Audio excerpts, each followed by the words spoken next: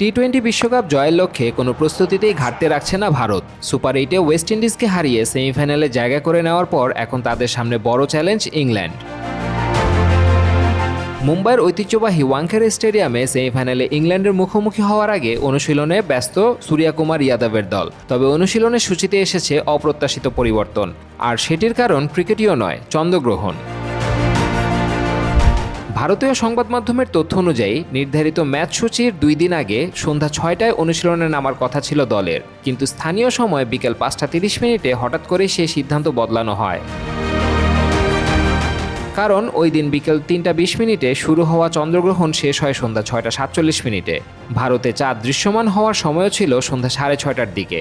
বিশ্বাস করা হয় গ্রহণের সময় নতুন কোনো কাজ শুরু করা শুভ নয়। সেই বিশ্বাস থেকেই অনুশীলনের সময় পেছানোর সিদ্ধান্ত নেয় টিম ম্যানেজমেন্ট। টি-20 বিশ্বকাপের মতো বড় আসরে মানসিক প্রস্তুতিও গুরুত্বপূর্ণ, তাই দলের সবাইকে ইতিবাচক রাখতে সাবেক ক্রিকেটাররা দিচ্ছেন প্রেরণাদায়ী বার্তা, বিশেষ করে অফ ফর্মে থাকা খেলোয়াড়দের উদ্দেশ্যে।